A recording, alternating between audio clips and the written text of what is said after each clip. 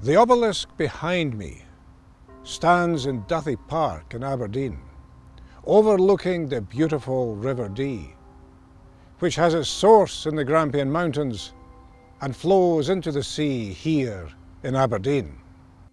The obelisk commemorates the achievements of Sir James McGrigor, born in 1771 in rural Inverness-shire, who was destined to become one of Aberdeen's most famous citizens. He became the Duke of Wellington's chief medical officer in December 1811, during the latter part of the Peninsular War. McGrigor was the son of an Aberdeen merchant of considerable means.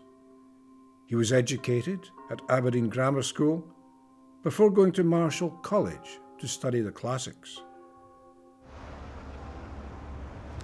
Marischal College was one of two parts of the University of Aberdeen, the other being King's College, founded by Bishop Elphinston in 1495.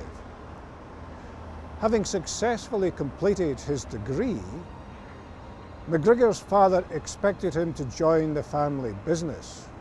Young McGrigor, however, had other ideas.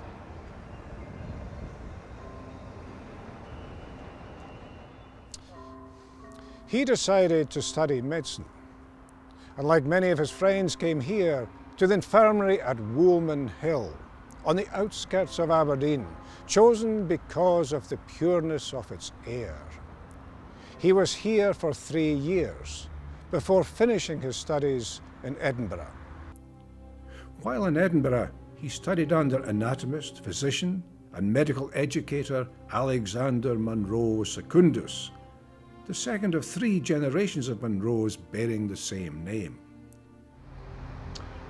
So impressed was McGrigor by the high quality of education that he received in Edinburgh, that upon his return to Aberdeen in 1789, he was a co-founding member of the Aberdeen Medical Society.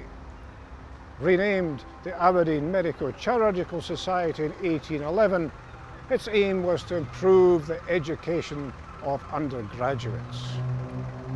The hall behind me was built in 1820 and became the home of the Aberdeen Medico-Chirurgical Society for the next 150 years. During his long life, McGrigor was a firm supporter of the Society, and later in life sent his collection of medical records to the Society. I'm standing in front of a portrait of Sir James McGrigor.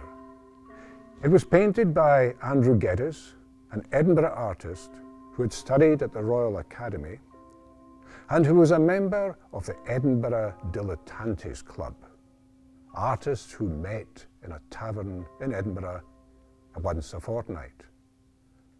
Amongst their numbers were Sir Henry Raeburn, Sir David Wilkie, and Alexander Naismith.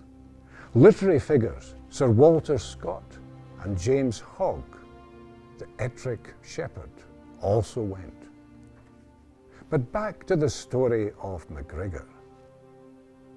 So impressed was he by a former student friend from his days at Marischal College who had joined the army, who had clearly made a lasting impression on McGrigor, that McGrigor himself joined the British Army in 1793 to begin a long and successful career.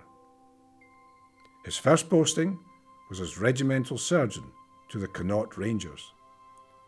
His organisational skills were outstanding, and he rose quickly through the medical ranks, becoming the Duke of Wellington's chief medical officer in December 1811. Let us now embark on the first of the instructional PowerPoints, which deals with McGrigor's time around the Peninsular War.